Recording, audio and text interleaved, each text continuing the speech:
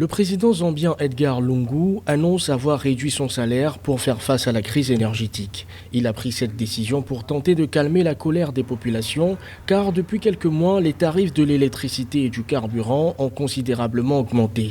Les salaires du chef de l'État zambien et ses ministres vont donc baisser de 10 à 20%.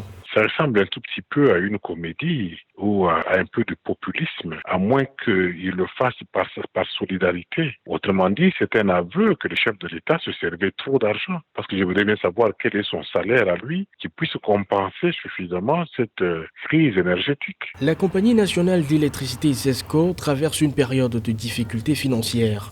C'est pour faire face à cette crise que l'Agence de régulation de l'énergie a donné le feu vert pour une augmentation des tarifs de l'électricité et du carburant. L'augmentation des prix énergétiques, c'est une réponse à ce qu'on appelle théoriquement en économie la loi de l'offre et de la demande. C'est vrai que lorsque la quantité produite diminue, les prix augmentent.